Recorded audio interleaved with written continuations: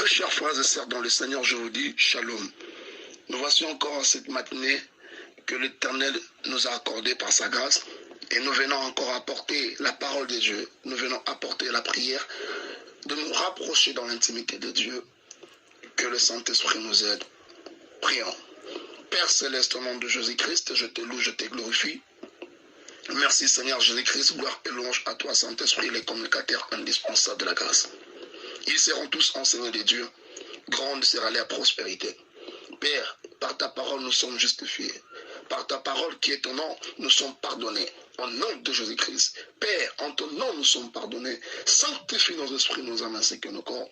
Père éternel, remplis-nous de ta grâce. Remplis-nous de ta puissance en haut, Père.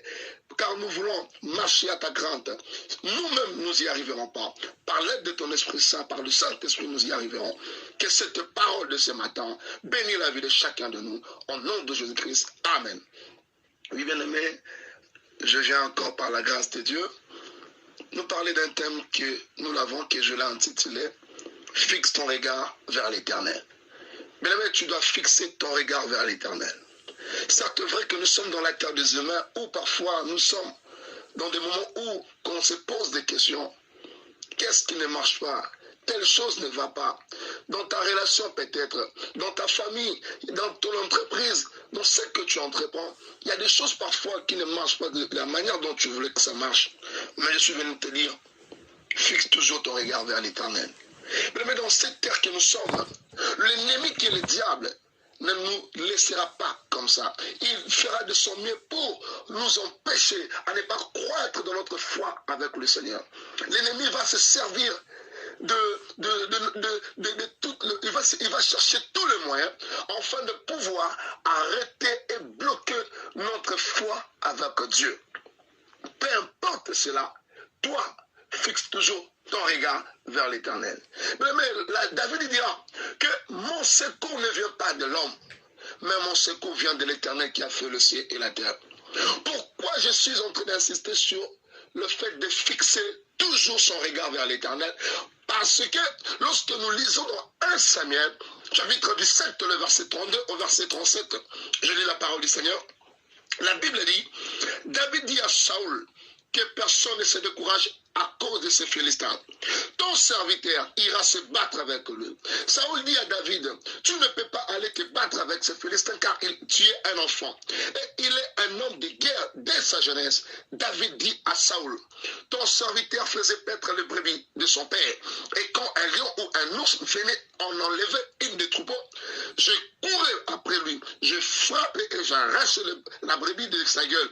S'il se dressait contre moi, je le saisissais par la gorge et je le frappais et je le tuais. C'est ainsi que ton serviteur a terrassé les lions et l'ours.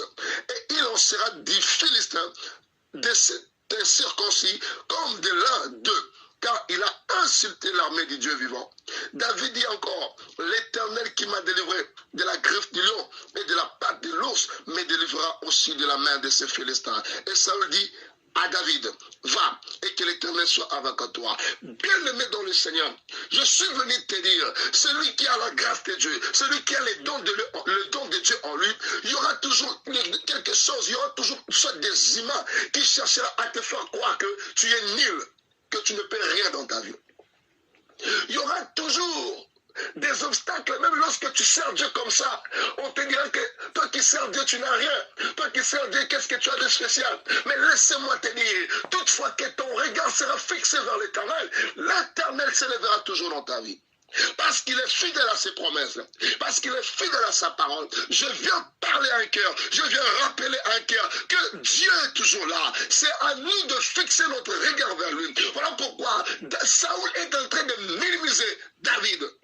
Je suis venu dire à quelqu'un, le monde cherchera à t'humilier, le monde cherchera à te rabaisser, mais ne te rabaisse pas parce qu'on a dit des choses sur toi, mais avance avec le Seigneur, pas parce qu'on a dit des choses sur toi, non, mais parce que tu sais ce que Dieu a dit de toi et ce que tu diras de toi-même. La victoire dans la vie chrétienne n'est pas basée aux hommes, mais la victoire dans la vie chrétienne est basée dans l'intimité que tu entretiens avec Dieu. Parce que Saoul n'avait pas l'information sur la vie de David.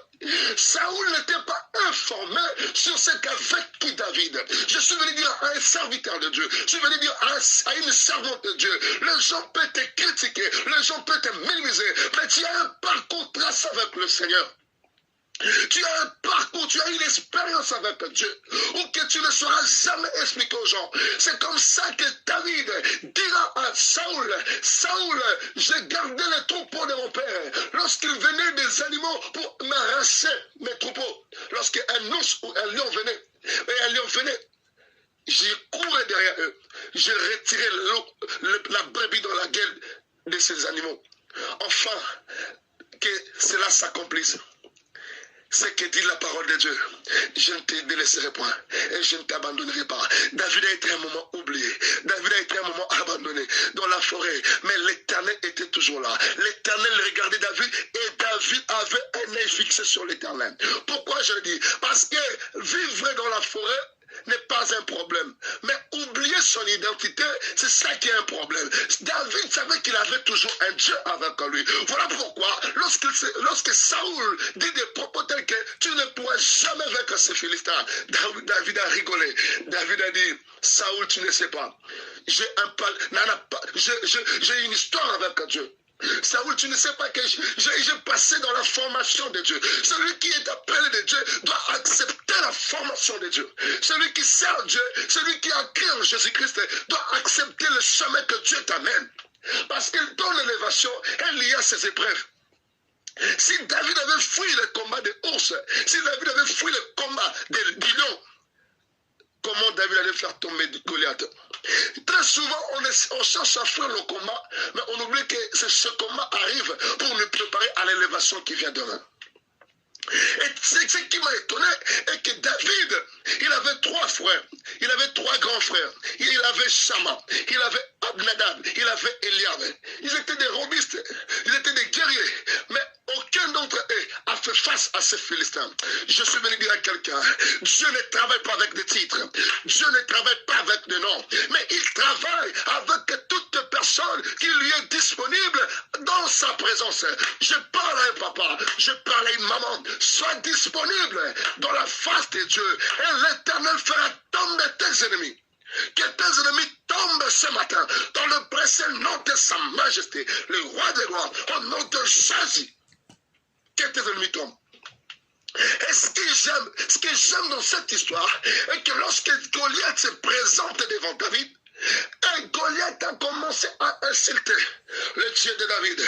Écoutez-moi, bien-aimé, lorsque tu défends le nom de Dieu, lorsque tu défends le nom de Yahweh, lorsque tu défends la parole de Dieu, la parole te prendra en charge. Laissez-moi te dire, ce matin, laissez-moi vous dire, ce matin, l'Éternel va faire tomber tes ennemis. L'Éternel va faire tomber tes ennemis. L'Éternel va faire tomber tes ennemis. L'Éternel va faire tomber tes ennemis. L'Éternel va faire tomber tes ennemis. Que tes ennemis tombent ce matin. Que tes ennemis tombent ce matin. Je prie que ce matin, ceux qui cherchaient ta mort, ceux qui cherchaient ta chute, ils finiront par eux-mêmes par tomber. Parce que l'Éternel est avec toi.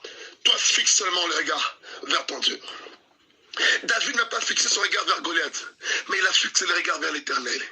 Il a dit à Goliath, je te ferai tomber, je te couperai la tête, je prendrai ta tête et je le donnerai à des oiseaux. Je suis venu dire à quelqu'un, lorsque David a jeté la pierre, écoutez bien aimé, Goliath a été couvert de toutes les parties, Goliath était couvert partout, mais il sait ce que la Bible dit, oh bien aimé dans le Seigneur, la Bible dit qu'il avait 5 pierres, oh les 5 pierres c'est le synonyme de 5 ministères, et lorsqu'il frappe, une scène de pierre, et il a frappé, l'Éternel a récupéré cette pierre pour poser dans le fond de Goliath.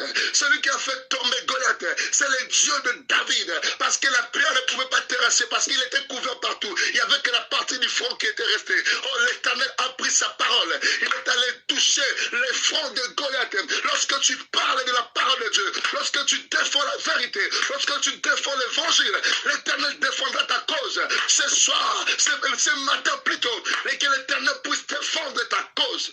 Au nom de Jésus. Sois béni, bien-aimé. Sois béni.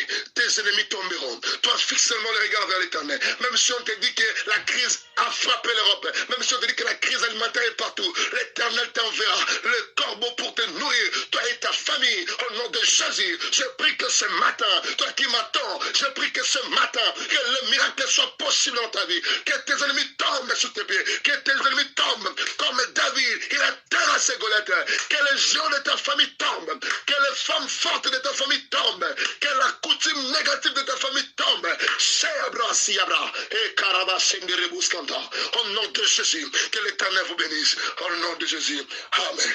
Bien-aimés, que l'Éternel vous bénisse, que l'Éternel soit avec vous, dans le nom puissant de Jésus-Christ. Oui, c'était là, votre humble frère, le serviteur de l'Éternel, l'esclave du Seigneur Jésus-Christ, l'apostole Jonathan Mukendi, que le Seigneur vous bénisse. Shalom. Les yeux fixés vers toi, j'oublie les problèmes autour de moi pour t'adorer mon roi, être guidé par toi. Les yeux fixés vers toi, j'oublie les problèmes autour de moi pour t'adorer mon roi, être guidé par toi. Les yeux fixés vers toi, j'oublie les problèmes autour de moi pour t'adorer mon roi, être guidé